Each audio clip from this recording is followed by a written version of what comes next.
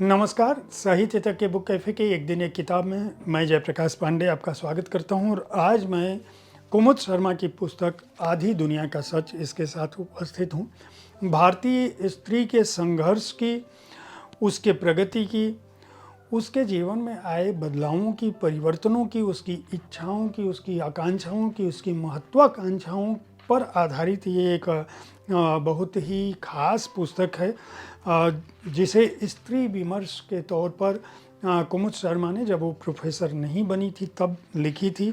यह पुस्तक सजीद संस्करण में पहले प्रकाशित हुई थी।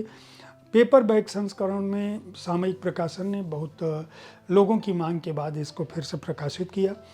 प्रोफेसर कुमुद शर्मा हाल के दिनों में, पिछले दिनों, साहित्य अकादमी की उपाध्यक्ष चुनी गई और यह पुस्तक बताती है कि उन्होंने औरत के पक्ष में हमारे देश में जो कानून रहा, जो व्यवस्था थी, जो सामाजिक स्थिति थी, उनका कहना है कि भले ही इस स्थिति के बारे में जितना भी दावा किया जाए, लेकिन आज भी औरत पुरुष की दास्तां से मुक्त नहीं हुई है।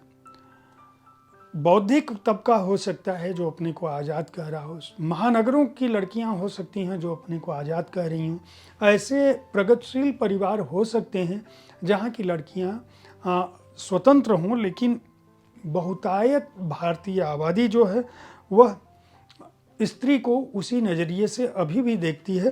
थोड़ी बहुत स्थितियों में सुधार हुआ है, लेकिन उसकी सुधार का जो पैमाना है और जो जगत है वो जितना व्यापक होना चाहिए वह नहीं है।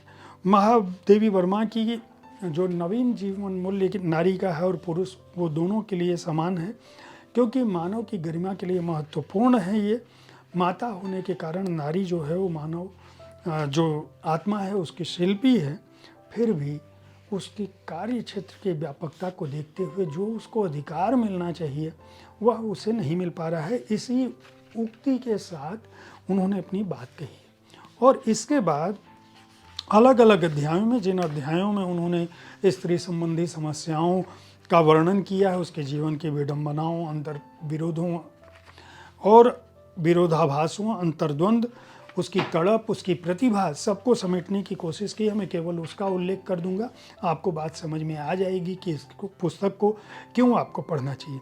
उन्होंने हिंसा की वेदी पर महिलाएं, ये भूमिका के बाद जो पहला अध्याय है, कन्याएं जो जन्म ही नहीं ले पाती, भ्रूण हत्या से लेके उनमें जो स्थितियाँ, पत्रकारिता में जो महिलाओं की छवि पत्रकारिता ने गढ़ी है, सौंदर्य के बाजार में जो मुक्ति का सपना है उसकी बात की है, विज्ञापन की जो नारी होती है। इसके अलावा बहुपत्नी प्रथा, स्त्री की अस्मिता पर प्रहार उन्होंने लिखा है। तलाक, सुलझन या उलझन उन्होंने कहा है। कामकाजी महिलाओं का बहुआयामी संघर्ष, इसकी बात की है कि किस तरह से कार्यस्थल पर जो महिलाएं जाती हैं उनको बाहर, घर, सहयोगी, पड़ोसी, परिवार, सास ससुर, सबके बीच जूझना पड़ता है, तमाम तरह के रिश्तों को निभाना पड़ता है, उसी में खाना बनाना है, पकाना है, उसमें उनकी अपनी जो शारीरिक दुश्चिंताएं, दिक्कतें हैं, उनके जो शारीरिक बदलाव हैं उसको भी देखना पड़ता है।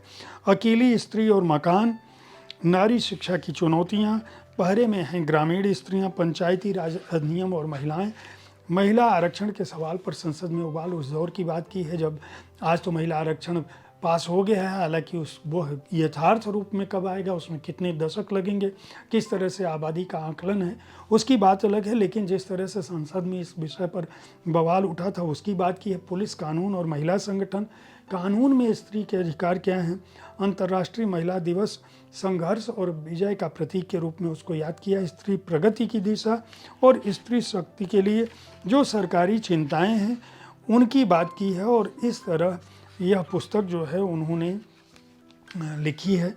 आप अगर स्त्री विमर्श पर आधारित भारतीय नारी के संघर्ष को समझना चाहते हैं तो इस पुस्तक को खरीद कर पढ़ सकते हैं। सामयिक प्रकाशन मैंने पहले ही बताया है कि इस पुस्तक को पेपर बैक संस्करण में इसलिए प्रकाशित किया है ताकि अधिक से अधिक लोगों तक यह पहुंच सके। मूल्य इसका 300 रुपये है और पृष्ठ संख्या है 160। उम्मीद है साहित्य तक का यह एपिसोड आपको पसंद आया होगा। इस कार्यक्रम में आप किस तरह की पुस्तकों की चर्चा चाहते हैं उसके बारे में अपनी राय से हमें ज़रूर अवगत कराएं। हमारी कोशिश होती है कि विविध विधाओं की पुस्तकों के साथ आपके पास पहुँचें हर दिन, ताकि आपको अपनी पसंद की पुस्तक चुनने में आसानी हो। कल ठीक इसी समय ऐसे ही किसी एक कृति के साथ मिलूंगा। देखते रहिए साहित्य तक। धन्यवाद।